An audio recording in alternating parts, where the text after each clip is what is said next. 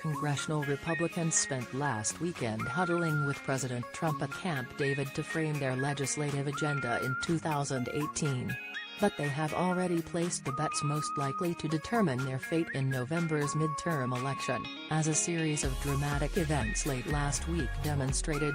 Two of their biggest decisions over the past year already loom over the upcoming election. The first has been to align more closely with Trump, even as questions have mounted about both his basic fitness for the presidency and the potential legal exposure that he and his inner circle might face in the investigation of special counsel Robert Mueller.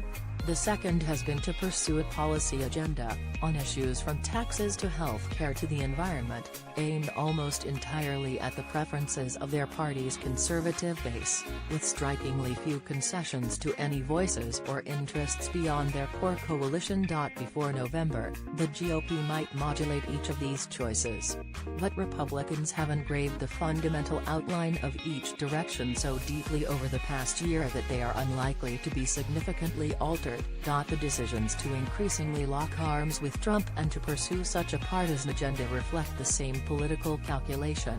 On each front, Republicans are placing the highest priority on maximizing unity and enthusiasm among their base voters, even at the price of infuriating and energizing Democrats, and antagonizing more swing voters, especially suburban college-educated whites.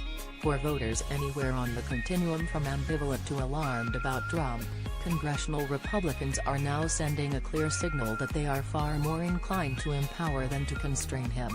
During the campaign, they were making a bet, and it's clear that it's a misplaced bet, that once Trump became president they could control him and contain him and he would somehow rise above what he was during the campaign, said Pete Winner, the director of strategic initiatives in the George W. Bush White House. And it's been the opposite. Once they made that deal with the figurative devil, they were stuck. They are on the train and they don't think they can get off. Last Thursday morning came widespread excerpts from the scabrous new book by Michael Wolff, Fire and Fury Inside the White House, that alleged virtually all of the administration's officials privately mocked Trump's capacity and despair over his impulsiveness and refusal to process almost any information they present him. Both Trump and the White House have dismissed the claims.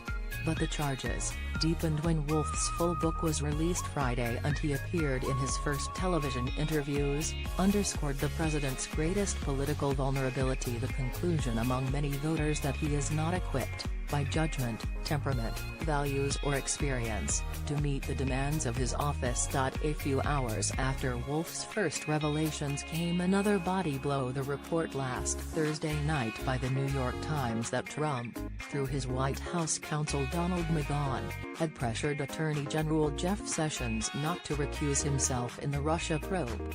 That reporting underscored the president's potential legal vulnerability to charges of obstruction of justice in Mueller's probe. So did a succession of spectacular charges in Wolff's book, including a report that Trump personally directed the misleading statement about the meeting of his son Donald Trump Jr. and other top advisors with Russians offering dirt on Hillary Clinton in June 2016. Any of these revelations might have been expected to provoke alarms from congressional Republicans.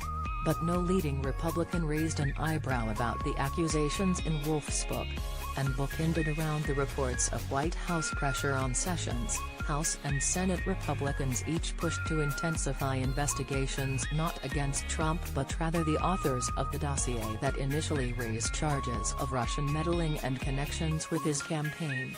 On Wednesday, House Speaker Paul Ryan sided with House Intelligence Chairman Devin Nunes, a fierce Trump defender, in demanding new documents from the Justice Department outlining how it handled the dossier.